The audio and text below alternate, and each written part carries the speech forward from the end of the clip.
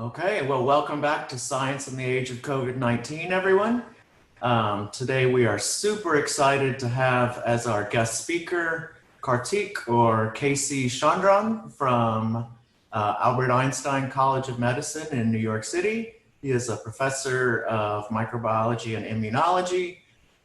Casey is wildly productive, as I have learned by glancing at his Google Scholar profile.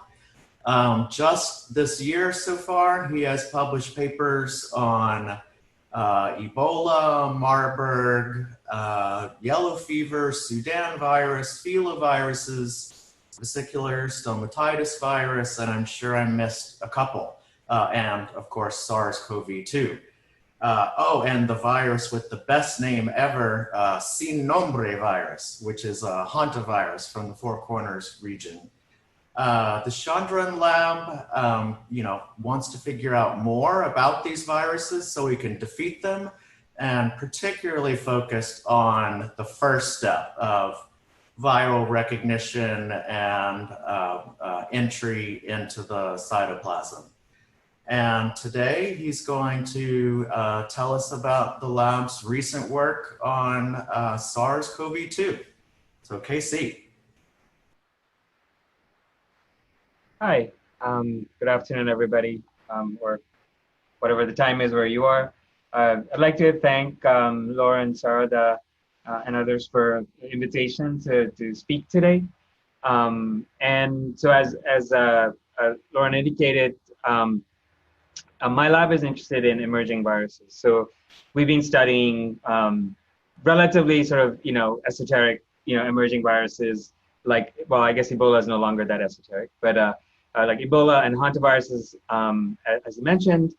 And our interest has really been in trying to understand how these viruses interact with their hosts, first with cells and then with the actual hosts, to try and understand what it is about these viruses that allows them to jump from their animal reservoirs to humans, who often serve as accidental hosts, but also can often suffer a much more severe disease than what the natural hosts of these viruses actually suffer. We think something very similar is, obviously is the case for SARS-CoV-2 as well, the latest emerging virus, which has now gone global. And so we, as soon as the pandemic started to gain ground, we pivoted our program to really exclusively start looking at SARS-CoV-2. And in keeping with our interests and our expertise, we focused on the spike protein, which is the glycoprotein of the virus that's on the surface of the viral particles that drives entry of the virus into the cells, and is a critical, this interaction of the viral envelope protein or spike protein with the host cell is a critical feature of the infection and pathogenesis or disease caused by this virus. And so today I'm going to tell you about three different sort of pieces that we've been working on, and hence the title, Detecting, Dissecting, and Disabling. So as you'll see, we just jumped in because we wanted to help out and saw that there was a need for an assay to detect antibodies against the spike protein. But then we leveraged that to actually develop a diagnostic test. And then really zoomed in more into understanding exactly how the spike works, and then developing monoclonal antibodies derived from human convalescents or survivors to use as potential therapeutics. And all of this requires new tools to be developed, tools for detecting the spike, tools for dissecting it, and then tools to be able to evaluate the activity of inhibitors like antibodies or convalescent plasma against the virus. And so I'm going to try and sort of tell you a multi-part story that has all of these pieces. So all of the work I'm going to show you was done as part of a much larger collaboration here at Einstein, but also with other researchers in academia, government, and industry at other institutions. And I'll try and introduce and spotlight everybody that's participated. In my lab, about half my lab really came in and worked on COVID full time in February, March, and April. Because of physical distancing, the whole lab couldn't be here. So this subset of the lab, we kind of nicknamed the COVID crew, and it's these folks. And a lot of the work I'm going to show you that was done in my lab was done by these folks. So, and I'll try to sort of highlight their contributions as we go along.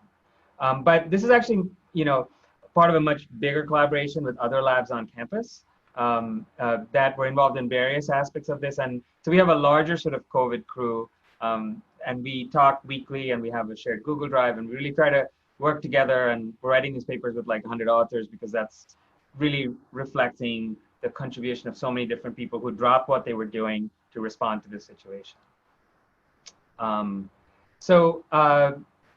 The first sort of thing that we really started to work on, the thing that really pulled us in immediately, was the fact that one of my colleagues here, Dr. Lee Zamprowski, who's a microbiologist, but also a chief of ID here in the hospital, was really interested in trying to evaluate the utility of convalescent plasma. So this is plasma taken from blood of people that have already had the infection that are now making antibodies, to see whether this convalescent plasma or CP could be useful as a potential prophylactic or therapeutic. This is part of a huge national effort to develop prophylaxis and therapeutics using convalescent plasma. But in order to do that, you need to find people that have convalescent plasma, that have convalesced and have good levels of antibodies. We need to understand the nature, the magnitude, and longevity of these responses so we can select people appropriately. And of course, one of the burning questions is what happens to this antibody response over time? And that's something that we're involved in, as are lots of other people. So, but a sort of immediate burning question was, could we identify CP donors with high antibody titers that could be used to treat COVID-19 patients? And what is it about these plasmas that affords protection, if indeed they do afford protection at all? What are the correlates of protection? And then taking this one step further, can we mine this plasma B cells from such donors to identify potent monoclonal antibodies for prophylaxis and therapy? So this first part of the story is really a collaboration with these folks at Einstein. Lee Zamprowski is pictured up on the upper left. She's the chief of ID, is the PI on this randomized control trial for convalescent plasma. That's a 2-center trial between here at Montefiore at Einstein and NYU Medical Center in Manhattan. And really trying to respond to this sort of acute outbreak that we had with many, many thousands of cases, as you all know, in New York City. And Johanna Daly is another key figure. She's the one that actually went and got all these convalescent donors. She's a clinician scientist at Einstein as well. So the first thing we need to do was to recruit potential donors of plasma, and this is something that Johanna Daly took on. So a study was created to find these patients. It was advertised. There was a survey to identify healthy volunteers, to pre-qualify them, and then they were invited into the study. And a small sample of blood was taken, and this was given to us. And so for a while, there were just all these emails about and phone calls about red tops, because Joanna and her team were collecting these small blood samples for us to screen for antibodies. And so once we identified individuals with significant antibody titers, and what that means, I'll unpack in a little bit. These individuals were then referred to the New York Blood Center for convalescent plasma donation. In parallel, we also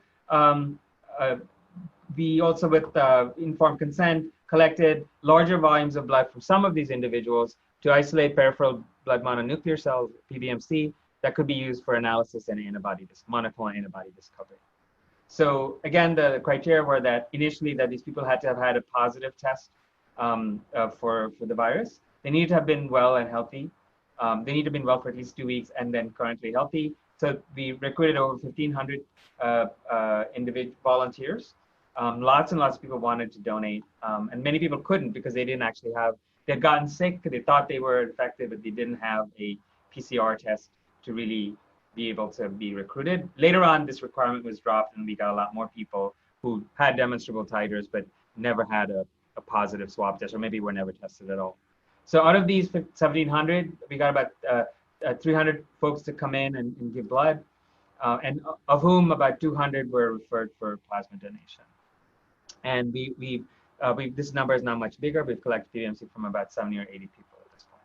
So where do we go for donors? Well, in this case, for a lot of other viruses we work on, because we are developing antibody therapeutics for them, it can often be much more difficult to find donors. For Ebola, we had donors from Uganda. We had American doctors that responded during the West African outbreak in 2014. Some of them donated. For hantaviruses, we have donors from Sweden, donors from New Mexico. But in this one unique instance, we could just go 10 miles up the road, because there was this huge cluster of cases in New Rochelle, which is in Westchester County, just right up, 5-minute drive north of here, in where we are in the Bronx, as shown on the map here.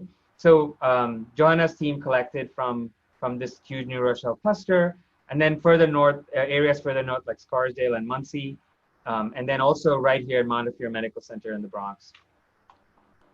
And these are just some pictures showing you some of the collections that took place. This is the characteristic of this convalescent cohort. It's nothing really, particularly strongly distinguishing about it. It's mostly males, kind of, wide range of ages, although median of 41 years. And again, these people have been at least several weeks out since some symptoms, about 2 weeks out since symptoms. And all of them, or almost all of them, were at least a couple of weeks out since the beginning of symptoms. Okay, so we have all these donors, but we need an assay to actually measure antibodies that they're making against the SARS-CoV-2 spike. So our first sort of task in the lab was to develop a serologic assay for spike-specific antibodies. And so and I'm sure this is all very familiar to many of you, since there have been multiple talks in the series on COVID, but I'll just, in the interest of background, I'll just briefly mention that the spike protein, which is the protein on the surface of the virus particles, also called S, is a major target of antiviral antibodies.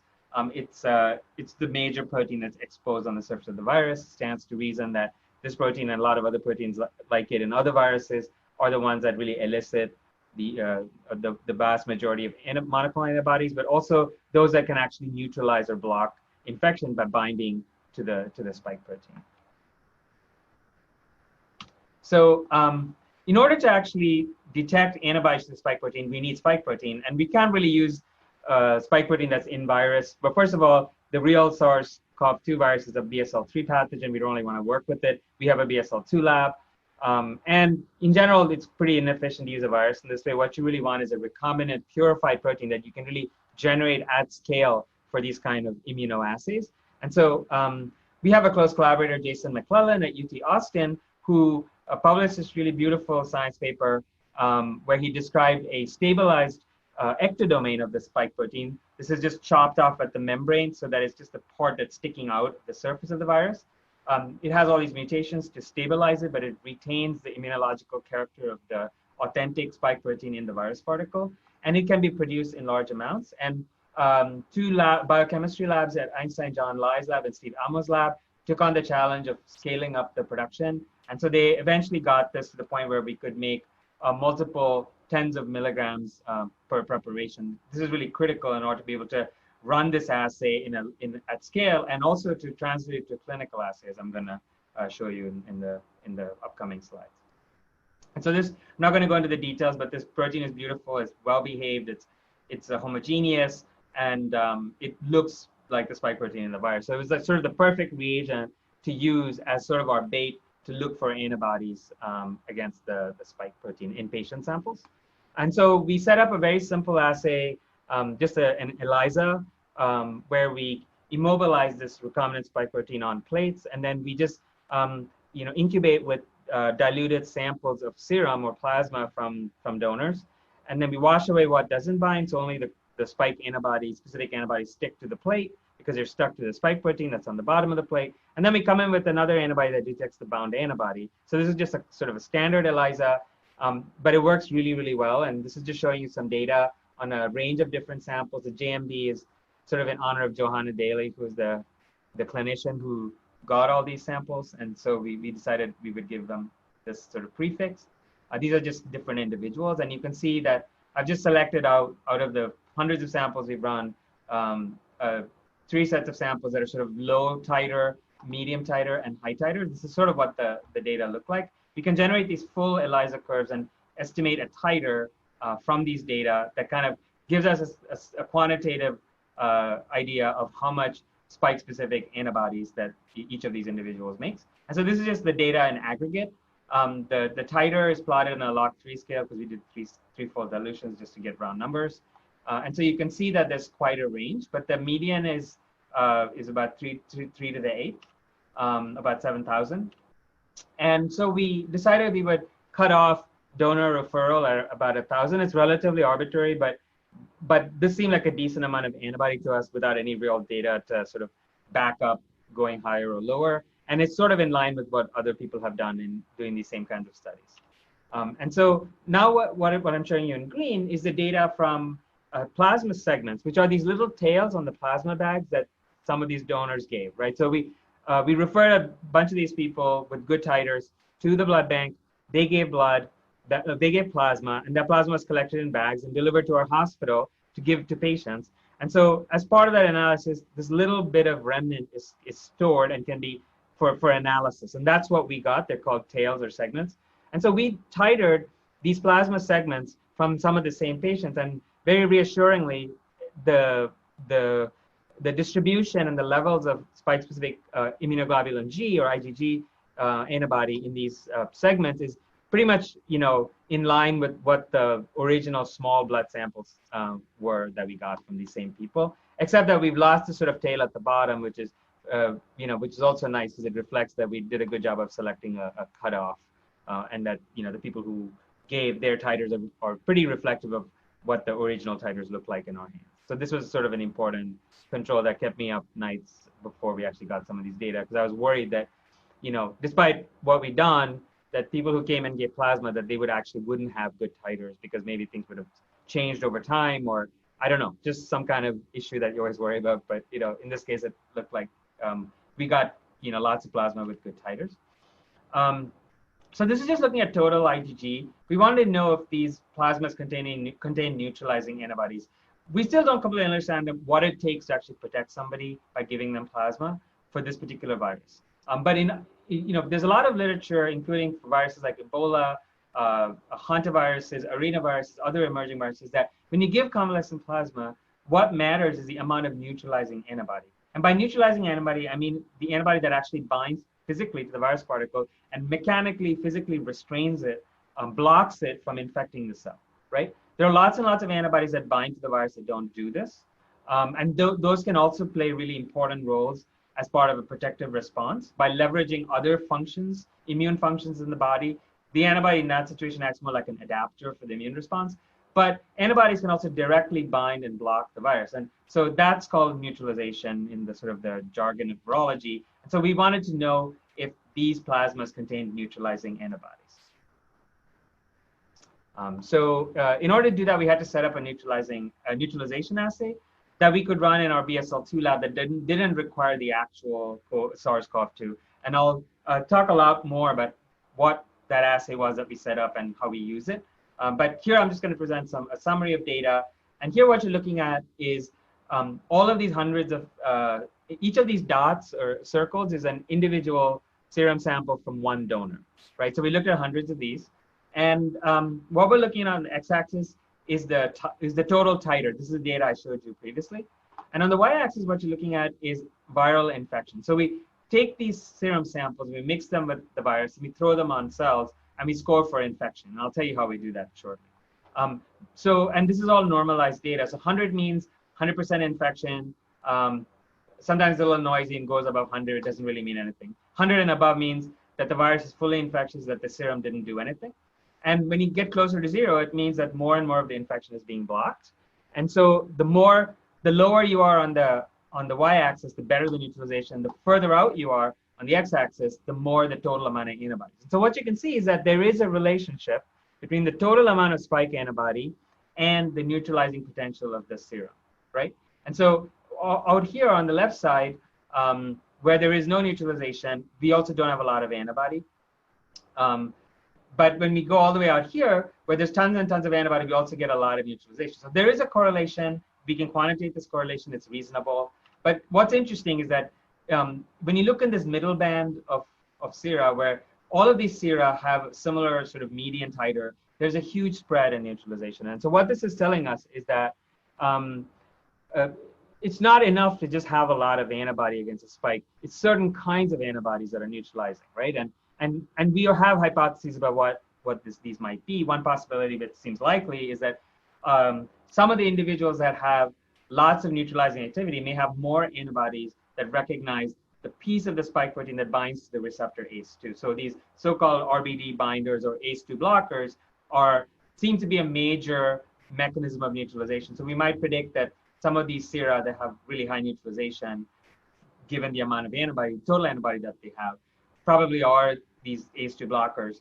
And while in contrast, the ones that don't neutralize but have the same amount of IgG just maybe binding to other places. But something that we're working on right now is to really dissect what is different about these sera in terms of their antibody composition that affords these very wildly different neutralizing potentials. And we hope that we can glean some insight into the nature of the antibody response that different people make, even though they have similar total amounts of antibody.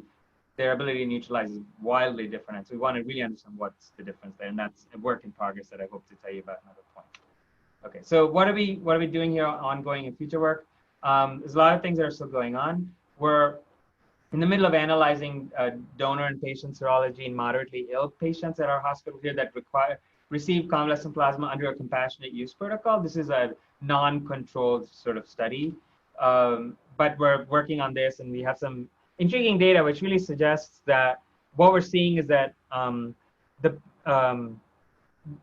that if you really want to determine whether plasma is useful, it matters how much antibody you start out with already. So we find that there's a sort of a cutoff below which, if you have less antibody than this amount, then the plasma seems to help. If you have more antibody than this, then the plasma doesn't seem to help. And that seems intuitively to make sense if you believe that the antibodies in plasma are actually doing something to help the patient. If you've already got a ton of antibodies, and adding a little bit more may not make much of a difference. Although, as I just mentioned, different people make different kinds of antibodies, so the kind of antibody could matter.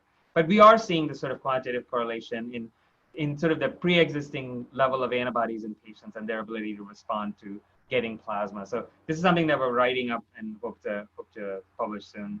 And we're still working out the data. That's why I'm not getting into more details with this. But we're actually doing similar studies in a much more controlled context. This RCT for CP therapy at our hospital at NYU, as I mentioned at the beginning, and hopefully we'll have some. That study is still ongoing. We've recruited about 150 patients in total, so hopefully we'll have some meaningful data from that will really tell us, what are the circumstances that really provide a clinical benefit that we can measure by giving plasma. We're also doing longitudinal serologic studies in acutely ill and convalescent patient cohorts. That's ongoing. I'll show you a little bit of data from that.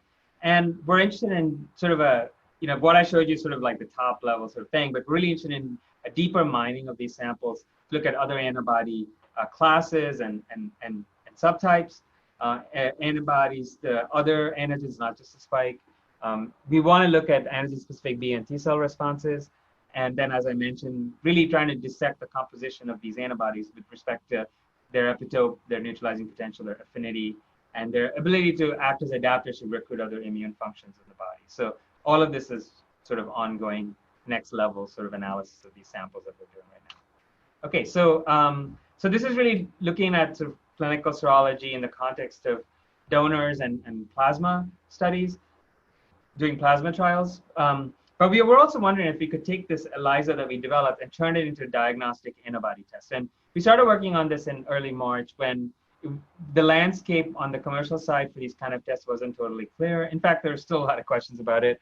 There's a much larger question here, which is what do these tests mean and what use are they? And that's a much bigger question that we need to try to answer, but that everybody's trying to answer. But the first thing is to have a test that could be run in the hospital. And so then you might ask, why do this? Because there's this commercial assays. Well, at the time we started, it wasn't entirely clear what was out there and whether we'd be able to get our hands on these tests because the supply chain, there was just not enough tests to go around. And there's some questions about like the specificity and sensitivities of some of these tests. And in the hospital, the concern was, can we future-proof, can we develop an assay in-house that sort of, buffers us from sort of the, issues with supply of the test from commercial vendors, given the high demand and the limited supply. And so there was really like a drive to develop an in-house antibody test, especially to deploy for healthcare workers, but also for patients. And so we decided we worked with Montefiore, the hospital here, the clinical pathology department to really try and leverage our spike-based ELISA to develop a clinical test. And so these are all of the folks that we work with at Einstein and in Montefiore to really develop this test.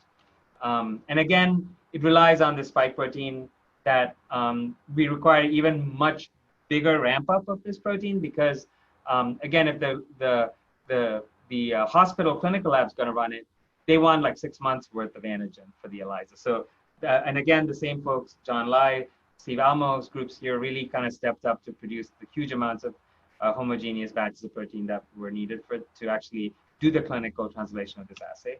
And then our charge was to turn these ELISA curves, which are not really practical for sort of a diagnostic antibody test, turn that into a single cut point or single value for diagnosis of plus or minus, right? And so here are just the same curves I showed you. And so what we sort of did was pick 3 different dilutions, 1 to 100, 1 to 1,000, 1 to 10,000. These are dilutions of serum, by the way. And then just like piloted these 3 dilutions to see which one worked. These seem like to be good dilutions because if we couldn't really go too much lower in terms of, more concentration. And if we went out more dilute, then it seemed like there wasn't that much signal and that we'd miss a lot of the weaker positives. So we're really trying to find the right dilution. So we piloted these 3. And these are actually repeats with the same samples at only these 3 dilutions. And you can see that we can very nicely reproduce, in these repeated experiments with just these 3 dilutions, just the behavior of overall of the curve. So that was also reassuring. So in addition to looking at IgG and all the data I've shown you so far is IgG, we also looked at IgA. And here the signal is lower, but it's still measurable using a class-specific antibody, secondary antibody detector. And again, here we pick different dilutions given the difference in signal. But the goal here, again, is to find a single dilution of serum at which we can run a diagnostic test and call somebody that's positive or negative. And so what I'm showing you here is really data at 1 to 1,000 because for IgG, that's what ended up working the best.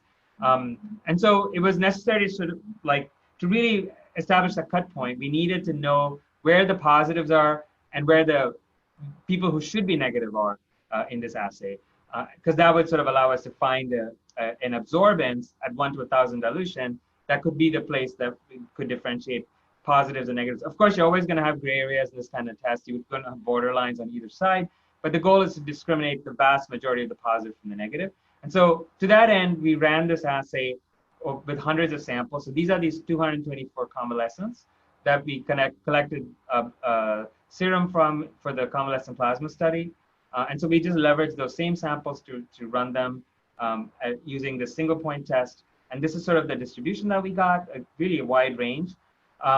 These are about 50 samples from early Jan that we thought were negative. These are archival samples, but of course, there was COVID around then, so some of these could have been positive. So we really needed pre-COVID samples, and thanks to collaborators here, and we were able to leverage this huge reservoir of clinical samples on campus to look at pre-COVID samples. And essentially, this allowed us to establish a reasonable cut point for the test. That's sort of like a mean plus minus 4 standard deviations for calling anything above the line is positive, anything below the line is negative. You can see that we actually have some false positives, as a lot of these kind of tests do. We did something similar for IgA, and again, we're able to establish a cut point that's a little bit lower. And so we actually have a test that has 2 components, an IgG that's run first, and then samples are then run on the IgA, and then we can do an OR gate and take samples that are either positive for IgG or IgA or both and call them positive, and everything that's negative for both is negative. And so this is just sort of a summary of the performance characteristics of these 2 tests. And so we're in the 88 to 90% sensitivity range.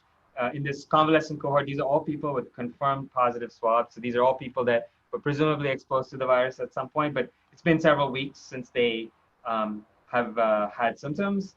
And we're already starting to see that, as other people reported, that when we longitudinally sample these people, that titers start to wane over time. And then we have about a specificity of about 97. We've done more samples. We've actually gone back, because all this is run manually in my lab. We've gone back and done a bunch of repeats. I'm not showing all that. Our specificity is sort of more in the 98 to 99% range. And the sensitivity kind of went up to about 88 to 89%. So that's sort of the range we're in for IgG. we found that IgA is actually, at least in our assay, significantly less sensitive. Only picked up about 63, 64%. And this is sort of in line with what other people have reported, that IgA seems to come up early and wane much faster than IgG. That makes sense. We also see sort of a similar specificity with the IgA assay. Nevertheless, there are samples that are negative for IgG and positive for IgA in individuals who had positive swabs. So we do think that this sort of testing both identify, we have some evidence that identifies more positive than if you just do IgG alone. So we also looked at a hospitalized cohort because we wanted to sort of look at change over time to actually see whether we could call people going from negative to positive. And so this is looking at a handful of people. We have a lot more data now, but this is about 23 patients that were hospitalized. And we're looking at two different time points of samples, an early time point post-admission and a later time point post-admission. And you could see that in many of them, it kind of starts low and goes high. Some people, it starts low and stays low, and other people, it starts high and stays high. So this is sort of the spread that we're seeing. But we can actually go back to how many days post-symptoms their first day in the hospital was, and sort of build in that, kind of calculation for how many days they've been sick, as far as we can tell, or to our best guess. And then sort of put that on the graph. It's really the same data that's just being replotted here to take into account that when people show up on day 0, they've been sick for different numbers of days. So they're at sort of a different point in the infection. And so here we can see very nicely that there's actually sort of this kinetic behavior that we can sort of infer. And so the IgG can be reliably detected about 7 to 9 days post-symptoms, and almost all patients develop serologic evidence of infection. We've done this now with like 150 hospital patients, and our sensitivity there is like close to 100%. So when you have the convalescent donors that we sampled were all much more mild. None of them ever received any kind of supplemental oxygen, for example. So again, what other people are seeing too, which is that when you have a mild infection, you are less likely to spike high antibody titers to the spike protein. But if you are more sick, you do make more antibodies, and that is more uniformly. We see that hospital patients that received oxygen or other sorts of interventions for COVID do make IgG. They also make IgA, but at least in our hands, similar kinetics. And again, so in principle, this assay could be used as an adjunct to swab testing or other kinds of testing for COVID diagnosis in the hospital. Okay, so one important question that we want to address is what's the specificity of this assay for SARS-2 versus other coronaviruses, including common human coronaviruses that are circulating. And so what I'm going to show you is basically data with a set of samples that, so these and it seems a little busy, but I'll kind of walk you through it. So this top left panel is really looking at the same assay that I've been talking about, where we put the SARS-2 spike on the plate and then look for antibodies in human samples. But we also, and so this is just the controls here. These are confirmed COVID cases. And these are actually confirmed human coronavirus cases by swab PCR, and they are all negative in the SARS-2 test that we developed. And there's this one that we didn't know what it was, but certainly negative for SARS-2. But when we did similar ELISA assays using other spike antigens against some of the other coronaviruses, we got some interesting results. So 229E and HKU1 are common human coronaviruses. HKU1 is a beta coronavirus like SARS-2, sort of more closely related. And MERS is another emerging coronavirus, this Middle East respiratory syndrome virus. And what we found was that this one sample down here, this individual was negative for SARS-2, was actually positive for 229E, which is one of the common human coronaviruses. But also either that or HKU1, or they have cross-reactive antibodies, but not SARS-2. So we are able to sort of look specifically and differentiate SARS-2 from other human coronaviruses. And this is actually borne out by this larger cohort of Swedish pre-COVID samples. These are people with swab-confirmed human coronavirus cases. And so you can see that in both the IgG and the IgA assay, these people many of them are reactive to HKU1 and 229E, which are two of the common. There's other ones, we only looked at these two. These are the two of the common human coronaviruses. They're all negative for SARS-2 or borderline. So again, the assay is specific for SARS-2 versus other coronaviruses, including common circulating human coronavirus. So where do things stand with this diagnostic test? So we've validated it against the New York State test that's being run out of the Wadsworth Labs in upstate New York, 100% validation. It's been validated against an assay that Columbia has established, their so-called LDT or laboratory developed test, for which they have applied for emergency use authorization. So we've done a larger cross-validation study here, comparing this to a whole bunch of other commercial tests. And we find that the assay that we developed in my lab holds up pretty well. For borderline or sort of like borderline cases in some of the other clinical tests, we can actually call those with higher reliability. So the assay does seem to be quite sensitive and seems to be quite sort of robust and well behaved and reproducible and usable as a diagnostic test. So we've applied for New York State emergency use authorization. This is under review. But in the meantime, the assay has been ported to an automated format, a robotic setup in our CLIA certified lab here at the hospital. It's been cross-validated, and official sort of patient testing starts next Monday, I'm told. So we're excited about that. And I think this will improve, well, it's also cost effective, but it will also increase throughput for this assay.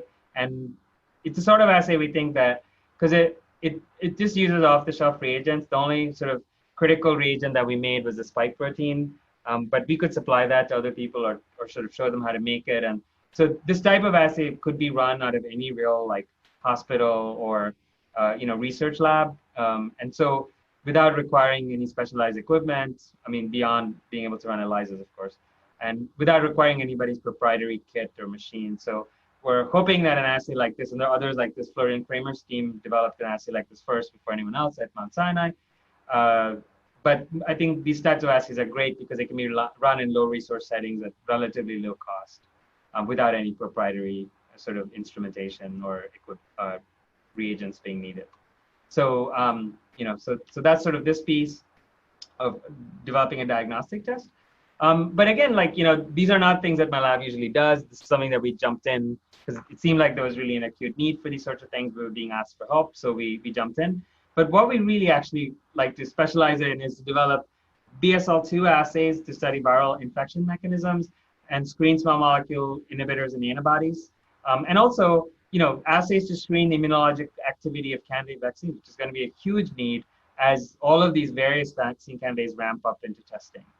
And of course, we want to, screen donor plasma. We want to screen monoclonal antibodies. So we don't want to do this in BSL-3. We don't want to use the real virus because A, we don't have BSL-3, but also it's a lot more cumbersome to do things with the real virus in BSL-3 than it is to work in BSL-2. We also we want convenience, we want speed, we want throughput, but we need data. We need a system that's faithful to what the real virus does as best as possible. And so I'm going to tell you about the development of a viral system to look at the activity of the spike protein and to screen, to evaluate vaccine candidates and to screen for inhibitors.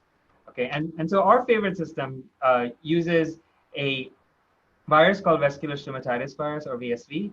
VSV is actually a cattle pathogen, but it's been lab adapted and it's been a model virus for many decades. Grows really well in the lab. There's a reverse genetic system, which means that we can manipulate the genome of the virus and make viruses with mutations in the genome or genes swapped in and out. And that's exactly what we did for Ebola and what we've done for other viruses. We essentially make a VSV a recombinant VSV or RVSV expressing the spike protein of the Ebola virus. So this is sort of like a sheep in wolf's clothing, so to speak. It mirrors the activity of the spike protein of Ebola without killing my graduate students, which is great. So, the way we do that is to engineer the VSV genome to replace its glycoprotein with that of Ebola, or in this case, SARS-2. And we can also add in a reporter. So for example, our favorite reporter is a fluorescent protein like EGFP. So then when the virus goes in and infects a cell, it makes a messenger RNA that encodes this protein and turns the cells green under a fluorescent microscope. So it's a great, easy assay. It can be done in high throughput. It's quantitative. We can see individual cells. So we really like to be able to see individual cells in this type of assay rather than just doing some sort of aggregate assay like a luciferase assay. Although there's nothing wrong with that. This is just our preference. And so this is just an example of some of the images we can get, the behavior of the virus. This is a VSV expressed in the Ebola glycoprotein. That's actually a single plaque that we've sort of stitched together as a mosaic. And so this ring here is the active replicating, each of these little dots is a cell, and that ring is sort of the actively replicating virus in these cells. In the middle, all these cells are dead because the infection sort of started in the middle. So this is just to show you that this is a replicating virus, that it spreads, that it mutates, and so we can actually do genetics with it as well. And we can grow it up a lot more easily than some of the other systems that people are currently like to use for this type of work. Okay, so this is just an illustration of what we did. We replaced the VSV-G protein gene with that of the SARS-CoV-2 spike protein. And this virus actually was very hard to make. And I think, sometimes they can be really hard to make, and I think I'll try to unpack a little bit why we think that's the case. But I think another really weird thing about it is when we looked at the images of cells that were infected with this virus, which grew very poorly initially, so we noticed something very interesting, which is that the virus was essentially fusing cells together. So what you see on the bottom 3 panels is not individual cells. These are more like aggregates of thousands of cells that are making these fried egg looking things called syncytia, or like essentially cell fusions. And just for comparison, here's another virus that Eva Mittler, one of my postdocs, made that expresses the spike protein for the SARS-1 virus. And you can see that it actually, infects individual cells and doesn't do this fusion thing. So, the little dots are actually the individual cells in that case. So this is very interesting, but also sort of disturbing because the real virus doesn't really do this. And so we didn't necessarily want a virus that makes giant fried eggs. Not to mention that this phenomenon also reduces the infectivity of the virus because the cells kind of croak before the virus can really replicate itself. But something interesting happened when we kept growing this virus in the lab. And this is sort of a heroic effort by a bunch of people in the lab just to keep passing this virus from passage to passage. Sometimes the virus is going so slowly here in passage 1 that we literally was faster to split the cells and passage the virus that way than actually trying to do the normal process where we take supernatant from cells and put them on other cells. But what we observed was that over time, the virus started to grow better, and it still made these syncytia, but when we waited long enough, we started to get normal looking plaques, much bigger plaques showing that the virus could spread a lot faster, and also very few syncytia. So essentially over time, by passaging the virus, it's an RNA virus that mutates, we selected for higher viral titers and a non-syncytiogenic growth phenotype. And now we can get up to like 10 to the 7th infectious units per mil, which is very, very respectable for these kinds of viruses. It's like 100-fold more than you get with the real SARS-2, actually, for that matter. But interestingly, we also got a whole bunch of mutations that we're still trying to unpack. I'm just showing you this quickly, but by growing the virus long enough, we sort of settled on a base set of mutations that seem to be important. But the most crucial one are these 2 stop codons, actually 1 stop codon that's shown here in blue that essentially truncates the tail of the spike protein. So the spike protein is in the membrane of the virus, it's in the plasma membrane of the cell. It's actually in a membrane of the cell, but then this tail, this is like a little piece that has signaling motifs. And so essentially this virus in VSV just wanted to delete that and successfully managed to do it by just introducing a stop codon. And we think what's happening here is that by just deleting this tail, the spike is now no longer contains a sequence that holds the spike protein in the endoplasmic reticulum, which is where coronaviruses go to blood. So that's just shown here. So normally the spike protein of SARS-2 is delivered to this ERGIC, ER and ERGIC compartment. And then the virus buds into this compartment to make a mature virion inside a membrane-bound compartment, a secretory vesicle. And then this is fusing to the cell surface to release the virus, right? That's not what VSV does. VSV goes to the cell surface and buds there. So essentially, what we think is happening is that by deleting this tail, the spike protein is essentially retargeting itself from this ER Golgi compartment to the cell surface where VSV likes to bud. And so this just increases the amount of spike protein that ends up in the virus. But it also coincidentally puts a lot more spike protein on the plasma membrane, which is why we think we're getting all these syncytia. And so what we think is happening is some of these other mutations are actually compensatory mutations that reduce the probability of fusion of the spike protein with neighboring cells. So it sort of reduces the fusion activity of the spike protein on the cell surface. I hope this is making sense. But and so we don't completely understand what all these mutations do. We're still sort of sorting this out. But some mutations seem to affect the, at least are predicted to affect the dynamics of the receptor binding domain that recognizes the ACE2 receptor here up top. There's mutations that inhibit the furin cleavage between the S1 and S2 subunits. This is also incidentally seen with the real virus in tissue culture. So we think it's really a tissue culture adaptation. And interestingly, we also get a mutation that we think inhibits this second cleavage called the S2 prime cleavage that we think is critical for triggering membrane fusion. So essentially, the virus is evolving to put more spike on the surface, but then counter-adapting to reduce the fusogenicity of the spike. At least that's our working hypothesis.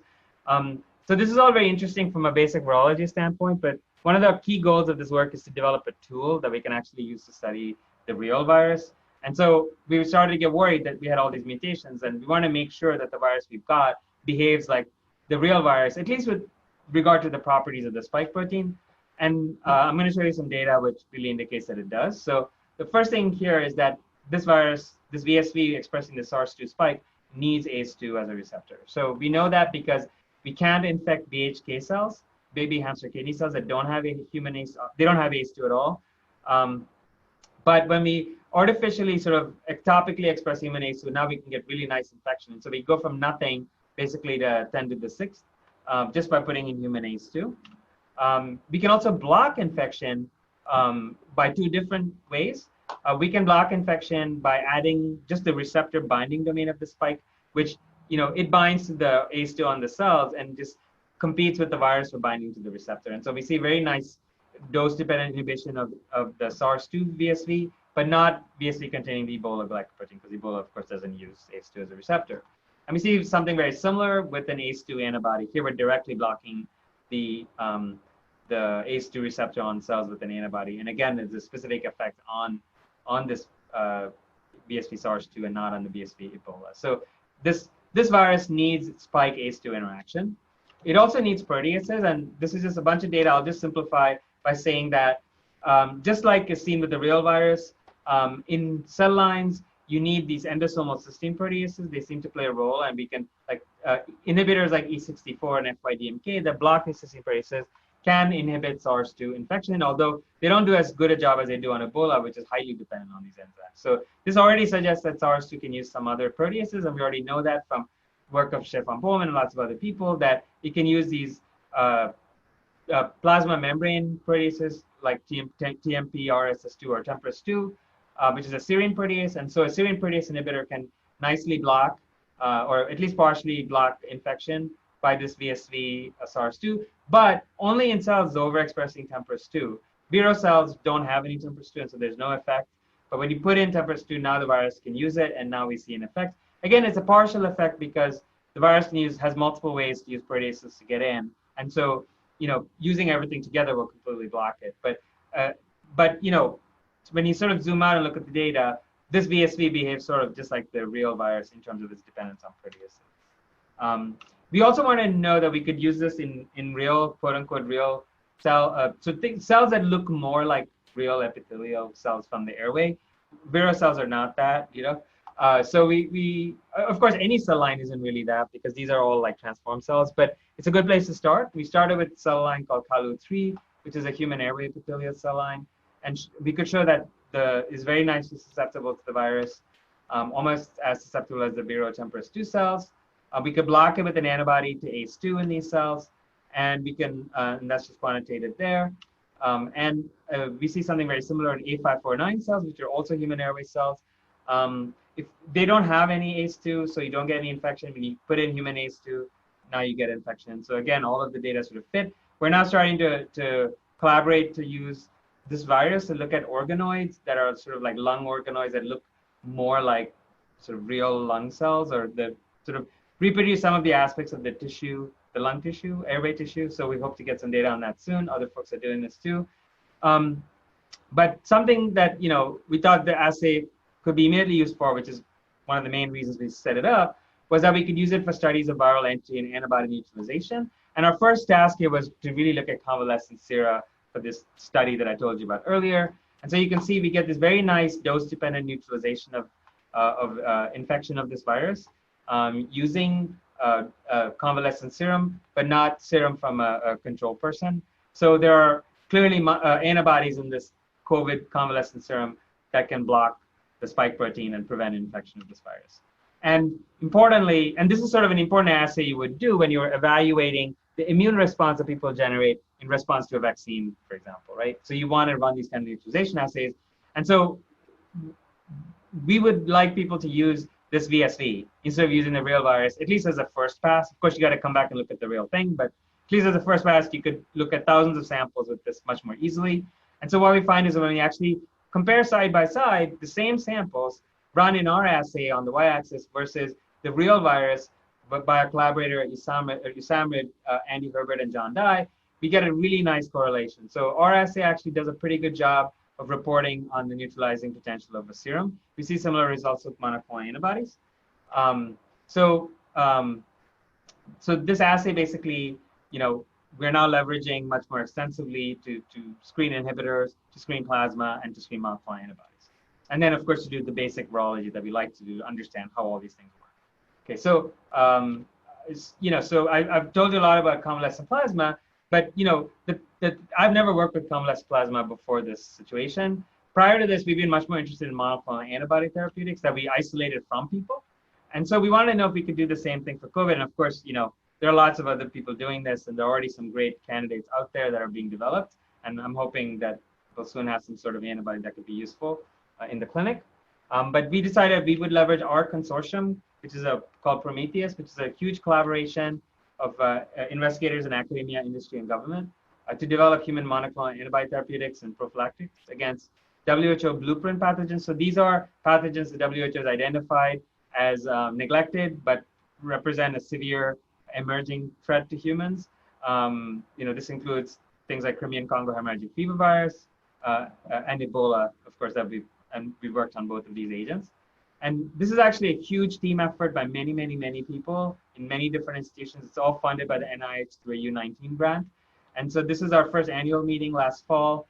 I have a feeling we're going to have to do it by Zoom this year, but it was really great to collaborate with people on 3 continents on developing antibodies against emerging pathogens. So we leveraged the same collaboration, and in particular, this really amazing, powerful discovery platform that our industry partner Adimab in New Hampshire has set up, which essentially starts with FACS isolating antigen-positive B cells using a fluorescently labeled antigen sort of as bait to fish out these cells from the blood. And in our case, we're using a recombinant spike protein, the same one I showed you about earlier. And then once you get these single B cells that have an antibody that is reactive to the spike, you can actually get the genetic sequence of them. And Adimab uses this yeast platform where they can very rapidly clone these into an antibody framework, display it on the yeast cell, fish out the ones that look good, sequence them, characterize them genetically, and then actually just by a simple manipulation, these yeasts are engineered to secrete these antibodies, which means that you can go very quickly in weeks from a blood sample to like hundreds of micrograms of purified monoclonal antibody that you can test in the lab. This is an incredibly powerful enabling technology. So we've already screened like over 300 monoclonal antibodies from a handful of human donors in like a month and a half or something. So this is a very powerful approach. And of course, these antibodies come to us to do these neutralization studies. And so this is a spike protein that's being used. I'm not going to go into this, just to say that we see a correlation. These are just different donors from the Bronx. And what you're looking at on the y-axis in orange is the ELISA titers that we measured. And then the green is the percentage of antigen-positive class-switched B cells. So what you can see is that people with high serum titers of antibody also have a lot of these cells from which you can sort of isolate B cell receptors. In contrast, people with low titers have very low levels of these B cells. So again, it sort of makes sense, but it's one, I put this in because I just wanted to point out that it would be interesting to look at this number of sort of percentage of antigen reactive B cells, specific B cells over time as people's titers start to wane. Does this also wane, or does it sort of stay constant? I think this is sort of a burning question that a lot of people have. Same thing with looking at T cells. So I'm going to skip over some of the analysis of the sequences of these antibodies and just show you some functional data. This is a high throughput screening we did here using our VSV system. And so again, the low bars are the ones that are neutralizing. So we just look at 1 or 2 concentrations to sort of just eliminate the things that don't have any activity whatsoever. As you can see, only a handful of them actually have neutralizing activity. Then we can do full curves. And so we can actually identify some really potent antibodies. So in our first sort of run through, we identified this antibody that's 20 picomolar IC50 for neutralization in the VSV system, and also neutralizes authentic virus. This is actually isolated from SARS-1 survivor, and it's since been affinity matured to SARS-2 down to 2 picomolar. But we're also very excited about. Sorry, so this is the one from a SARS-2 patient that we've isolated, but we started out isolating this antibody down here in green from a SARS-1 patient. It's not as good, but by affinity maturing this antibody, we've gotten it down to single-digit picomolar. So we have multiple really potent monoclonal neutralizing antibodies that we're currently working on in terms of trying to take them into. We have some lead candidates that IDMAB is now taking into preclinical developments as potential prophylactics and therapeutics. So we continue to screen and identify the most potent neutralizing antibodies. This slide is a little, a week old at this point, so I think we're already up to 400. Of course, one of the things we really like to do is to understand how these antibodies work, and we're doing this as part of our consortium. We want to optimize them for binding affinity and stability, and also for developability. So it's not enough that an antibody be really potent; it also needs to be able to be manufactured, and this is, it needs to have good pharmacokinetics. So there's a lot of things that go into developing an antibody drug.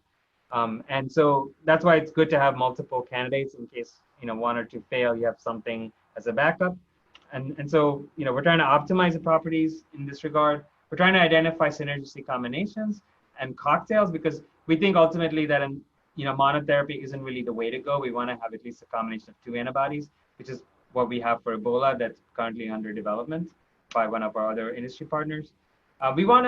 The other thing just to point out is that a lot of the antibodies have already been isolated or against the receptor binding domain. They all block receptor binding. It would be great to find antibodies that are really potent neutralizers that bind to other parts of the spike, and we're working on that. We have a number of different approaches we're trying. And then ultimately, the next step is to scale these up, to evaluate them in animal challenge models, maybe the wild-type Syrian hamster. That's something that we're working on, and then initiate preclinical development, and all of this is cooking. So with that, I'll stop. I'd like to thank my whole lab. This is my whole group. This picture was taken last fall, so things have changed a little bit. But we're gonna need a really zoom lens to get everybody in one frame with physical distancing. But we'll see how it goes. And then my lab really likes to dress up for Halloween. So this is our last. Every year we have a different theme. This last year was alternative careers, and I discovered that a lot of people want to either be chefs or take up the cloth. I don't know what that says about my lab, but I found that to be interesting. And I'd like to finally just thank the funders and all of the various folks that have worked with us on this. And with that, I'll stop, and I guess I'll be happy to try and answer any questions that you have. Well, KC, it looks like you got 1 or 2 things done in the last couple of months. So that was. We got a lot of things started. We just got to finish. That was really amazing. Thank you. So I have a million questions, but first we will start with the audience members. So to remind people how this works is, if you have a question, type it into the Q&A box, and then click raise your hand. And that way it's easier for us to find you and highlight you to make it so that you can ask your question. So Caitlin, can you please raise your hand?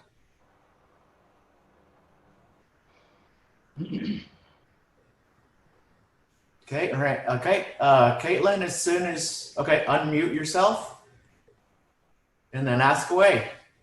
Okay, hi, thank you so much. I was just wondering, well, actually 2 questions. Did you look at differences among IgG subtypes or just IgG overall? And can we actually say that IgG deficient patients would be more susceptible to infection by SARS-CoV-2? Thank you. So to answer your first question, we're just starting to do that this week. So we've sort of set up the assays with the isotype-specific antibodies and secondaries, and so we're going to start working through these samples. And I don't have an answer for you, but I hope to have one soon. So I'm not sure about susceptibility, but I mean, I'm assuming that. Well, so your second question was, you know, are IgG deficient individuals more susceptible? But what do you mean by deficient? Do you mean like they cannot make antibody, or just maybe could you just clarify that for me? Yeah, sure. So naturally, they don't actually produce, excuse me, as much IgG antibody, usually of a particular subtype. So just under normal circumstances. Yeah, that's a good question. I mean, so one thing that we have done that we're still analyzing the data is we've looked at total IgG in these individuals using Luminex assay, like not just antigen specific. And we do see that there are some people that have very low levels. And so we haven't specifically looked at that sort of cohort. So I can't really give you a clear cut answer. But I mean, I'm assuming that, IgG is beneficial to mounting a protective response. But yeah, no, I guess I don't really know, but I would presume that to be the case, but we don't have any data where we've specifically looked at individuals that have a sort of defect in producing IgG to see what would happen or what their outcomes are. But I mean, I'm sure somebody's done it or is doing it. Thank you. Okay, so Caitlin, please lower your hand. An anonymous attendee answered and asked pretty much the same question. So I am going to go ahead and dismiss that. So anonymous, if you have a variant, if you think that your question wasn't fully answered, please type something different. And so now, Casey, get ready. I am going to barrage you here. So I saw that you pitched the VSV for lab studies, of entry, trafficking, etc. But VSV is used in some vaccine scaffolds. Do you think that your VSV might be a good vaccine candidate? And if so, are you guys looking into that? Yes and yes. So, well, I mean, we're not the only, so there are already other, so I think there are multiple folks, that have a virus like this. It's sort of reassuring that they all have the same deletion in the cytoplasmic tail of the spike, so that, I think given what we know, for example, there is the FDA-approved Ebola vaccine is a VSV backbone. We know that VSV is expressing heterologous glycoproteins can be protective under multiple pathogens, at least in animal models. So I guess my prediction would be that at the very least, the VSV SARS-2 should be a good candidate. Whether it works or not, I don't know. And we're moving forward, to sort of evaluate that. But, I have, no illusions about our ability to do this in any sort of meaningful way from a clinical standpoint, given that there's many candidates and there are already multiple parties that I'm aware of that have a similar virus that are moving forward with that. I guess that's sort of irrelevant. I mean, I hope it works. I hope that somebody gets it to work. And, if it's not, I think the nice thing about this sort of system is that it kind of blurs the line between the subunit vaccine and the live attenuated vaccine, right? Yeah. So I think it may very well enjoy the benefits of both. And yeah, it's certainly worth a shot. Like, we're moving forward with some animal studies, and so we'll see how that looks. But yeah, I guess there are other folks anyway that also work. Yeah, I've got a more specific question. And this may be just because at Janelia we do neuroscience, and I don't know if you saw that Connie Supko was developing VSV as like a transsynaptic virus. Yeah, one of my research technicians, left my lab and went to work for Connie. at Harvard as a grad student. So, Okay. and I know Connie from before because I was at Harvard Medical School for a postdoc. So. Okay, but the downside to that is that VSV is sufficiently neurotoxic that I gotta say no one really uses that system because it destroys your neurons. I mean, I guess you use it if you have to, but and it's not quite as bad as rabies, but it's pretty bad. But this is VSV with its own glycoprotein, right? But that's not what we're talking about here. So is it really okay? So you think if you pseudotyped it, that you don't think it would have that cellular toxicity? The only data that I've seen, well, I'm not sure what cellular toxicity means, right? So, for example, like you can inject, VSV vectors intracranially, and you can get neuronal replication and cause damage, but and that's true of a lot of different VSV vectors. But then when you actually give them to monkeys, they don't seem to develop any such symptoms. Okay. I'm not saying there aren't side effects, and certainly people have worked on attenuating VSV further. Yeah. For its use as a vaccine vector, but I guess, and there's some evidence that maybe with Nipah, there's a little bit more evidence that maybe that could happen. But again, VSV Ebola, VSV Lassa, I mean, like a whole bunch. There's no, even though you can sort of, if you can recapitulate some sort of neural, cerebral sort of damage by intracranial inoculation. That's not nobody's proposing to put this in anyone's brain. So good. Okay. I don't think that's really reflective of what would happen if you gave this IM or IV. Yeah, no, I figured that I was just biased by our own specific niche. I mean, it's a good question. And in fact, it came up, maybe you were a reviewer 3, but I'm this sort of thing came up. And well, in fact, we published this work in Cell Host and Microbe as a resource. And we were asked to put in a specific caveat about animal studies, or because, we hadn't done them, but I know other people who have, and they seem to be perfectly well tolerated in mice. Yeah. Yeah. So I'm not worried about it, but, of course, yeah. the animal studies need to be done to show that it's safe. Yeah, all good. All right, I got a million questions about the convalescent plasma. Okay. I hope I can answer them. We should have Lisan Pravsky here for them. Okay. I was just gonna, maybe I'll just ask some general questions. So I've seen a figure of around 3% of SARS-2 antibodies are neutralizing. Did you guys take a stab at that, and did you get a similar value? 3% as in, like, as a percentage of what? Total IgG? So if you take a patient and pull out all their SARS-CoV-2 reactive antibodies, that when you average that over a population, 3% are neutralizing and 97% are non-neutralizing. We haven't tried to do that sort of calculation. I'm not really sure what that means, one way or the other. Well, I think the takeaway is that,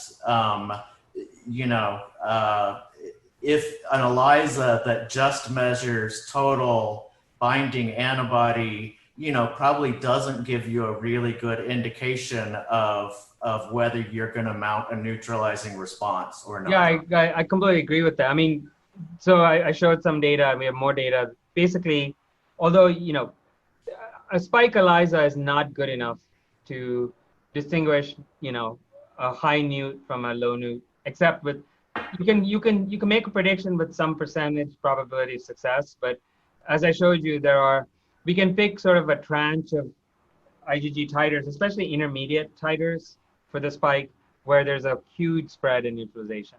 So yeah, there's something about the quality or the type of antibodies that people make that's different, can be different. Now, whether that means anything with regard to protection in the context of a vaccine, is a totally different, or in any other context, a totally different question that we don't know the answer to, right? Because although we know that neutralizing monoclonal antibodies can be protective, we also know that in many instances, non-neutralizing antibodies can be protective, and especially in the context of a polyclonal response. I mean, I like to think of the way these antibodies work as sort of gang tackling the virus, right?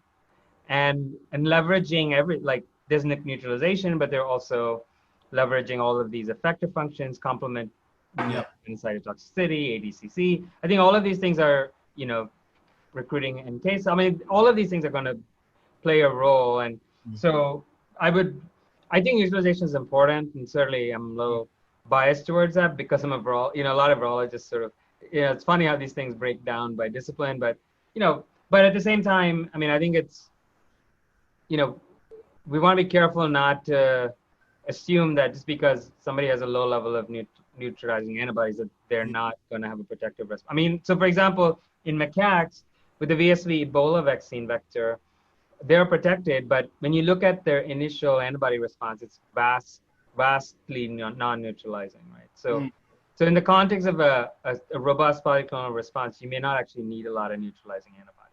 I mean, that is, a question. And it's one thing about the antibody you make yourself. It's another thing about antibody that you receive artificially. Yeah. And I think it matters whether you're doing polyclonal or monoclonal. Yeah.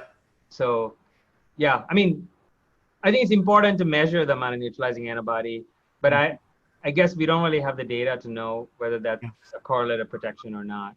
Yeah, okay. So Kim, can you go ahead and raise your hand? But I do want to follow up with one more sub question for KC. I mean, so you pointed out that non-neutralizing antibodies can be protective, which fair enough, but it's also true that non-neutralizing antibodies and even not even neutralizing antibodies can be dangerous by mediating antibody-dependent enhancement. So, I mean, again, yeah, this falls squarely in the area of we don't know enough yet, but, what are your feelings about ADE with SARS-2? There's no evidence for ADE. I mean, well, right. Well, there's no evidence yet, but all other coronaviruses do show ADE. And, I think the concern I always have with ADE is that, it's always possible to engineer a lab experiment where you can show ADE. That doesn't mean that it actually happens in a person. Yeah. I mean, I guess we just simply don't know. Yeah, I don't know. I mean, I know that's not a very satisfying answer, but no, that's. As far as I know, nobody has convincingly demonstrated ADE for any coronavirus in vivo. Oh, not for MERS even? I thought that had been in demonstrated. Vivo? I don't think so. Okay. Well, Kim, go ahead and unmute yourself and ask your question, and maybe you know the answer to the ADE. Yeah, so my question also has to do with the convalescent plasma. I was just wondering, I know that your cohort is mostly male, but do you feel like you had sufficient male versus female convalescent plasma to get any clues into the difference in disease severity? And I guess that question also holds for even within the male population. So interestingly, here, one problem is that the convalescent cohort we looked at, none of these people, or very few of them, are actually hospitalized.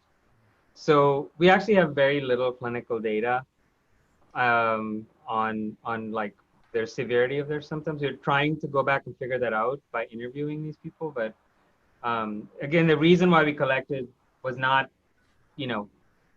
was really just to get plasma. So the cohort was chosen for being well, basically. But having been exposed. So unfortunately, it's sort of not the ideal cohort to ask this question about correlating anything to disease severity in this group, since, so just, I don't have numbers, but just preliminarily, it doesn't look like the disease severity in this cohort, as we can measure it anyway, as well as we can measure it, really breaks down by gender. If anything, it seems to break down more by age. But, I don't know what that means, because again, I don't know how reliable our estimates of severity are in this group.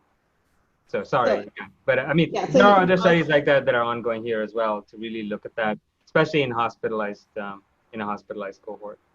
So then in the absence of knowing disease severity, how about just the type of antibody response or immune response ratios of the different antibodies to each other? Or they all look very similar. with the males and the females. And they also don't look that different with different age sort of groups. We do see differences in terms of the age, like in the hospitalized cohort. I didn't talk about that, but there's as part of this emergency use authorization, or EAP, the Expanded Access Program for convalescent plasma, where we did look at serology for hospitalized patients. We did observe that the more ill patients tended to be older and have more antibodies. So, I mean, with that, I think that's what everybody's seeing. We didn't really see a breakdown by gender in that cohort either. I mean, it's also, the other thing to keep in mind with this convalescent cohort is it's a very specific cohort. It's actually like, it's some of this Orthodox Jewish community in Westchester County. So that might also explain the skew in terms of gender. So it may not have anything to do with disease presentation or severity. Okay, Kim, do you have anything more? Or if not, lower your hand. Casey, I had another question about the convalescent plasma. So you showed us a lot of data of individual clones for both IgG and IgA. My question is, how did those correlate?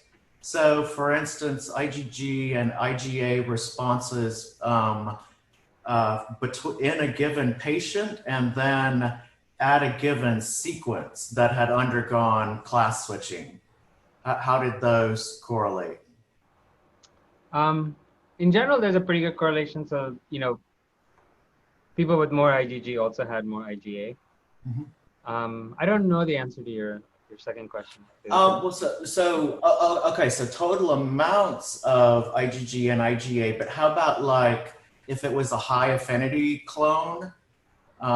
If someone had a high affinity IgG, did they also have a high affinity IgA? Yeah, that's a good question. I don't actually know that, but I can reach out to my collaborators and see if they can tabulate that for us. It's a good question. Okay, cool. See, this is what happens when a virologist starts doing immunology. Yeah, so I had another question on, I'll just go ahead and ask it, but yeah, I'm guessing that maybe your collaborators know.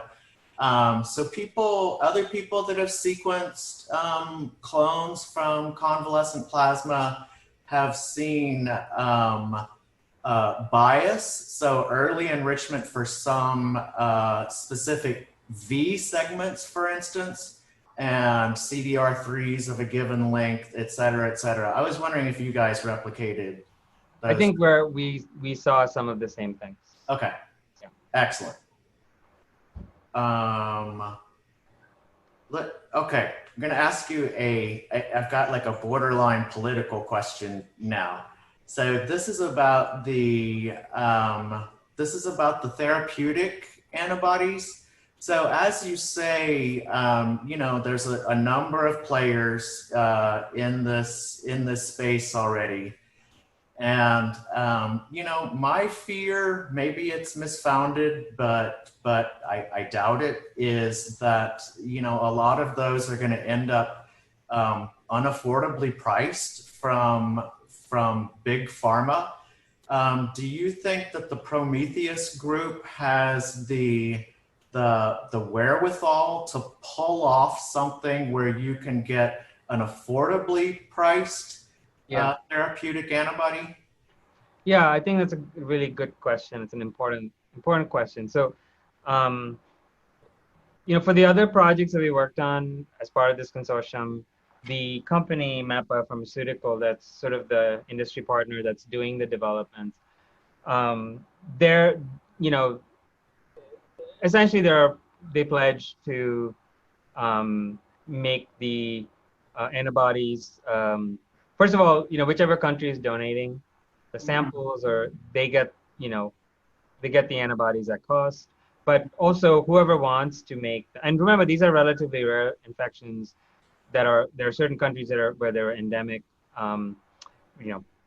Andes virus for Andes hantavirus in Chile and Argentina, for example, right? So we already talking to partners there about transferring, technology or antibody sequences so that they can produce them.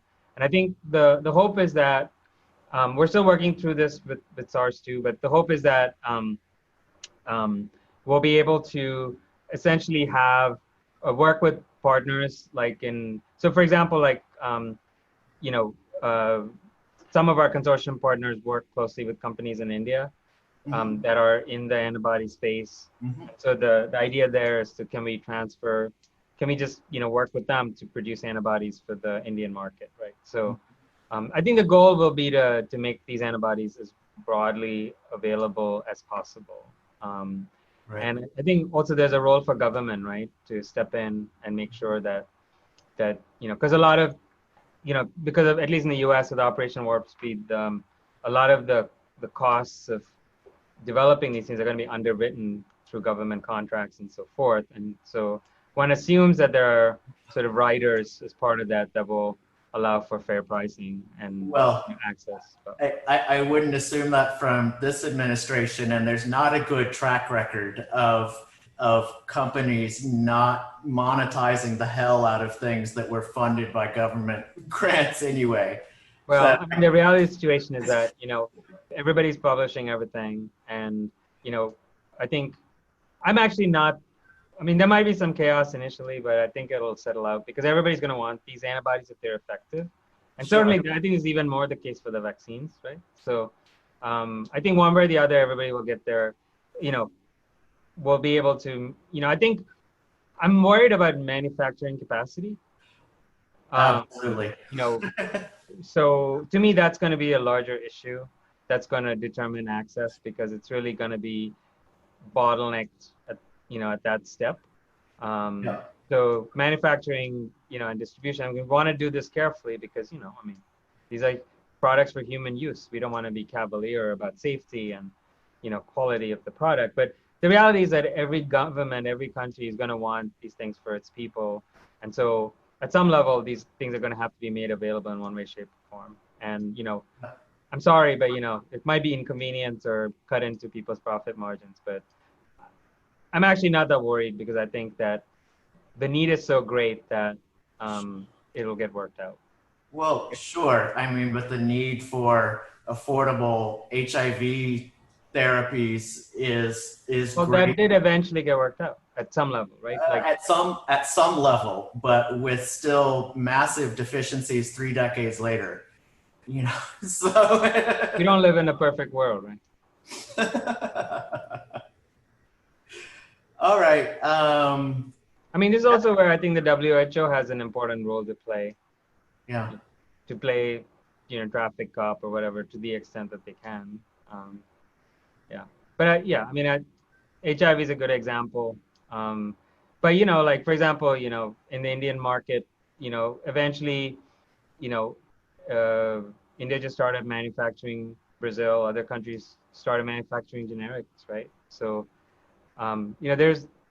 there's always a solution. And then, Gilead and other companies negotiated, pricing, So I guess I'm an optimist. So I believe it's, you're never going to be able to make everybody happy. And are we going to save every single life? Well, if we're going to talk about politics, I mean, if people wore masks, we'd save a lot more lives already. Absolutely. So there are a lot of things we can do short of antibodies and things to make things better. So I don't expect, that it's going to be perfect, but I think we'll muddle through. Okay. Well, Casey, thank you so much for your time. That was a heroic set of efforts that you showed us. We really appreciate it. Some of the questions that the more immunologically focused, once we have some more answers, I can email back. So for folks that are still interested. So. Yeah, I would love that. Yeah. I can send them over to you and Sarada. Okay. Yeah. If you just send them to me, then yeah, I'll pass them on. Yeah. Okay. All right. Casey, thanks so much. Great. Thank you so much. All right. Ciao.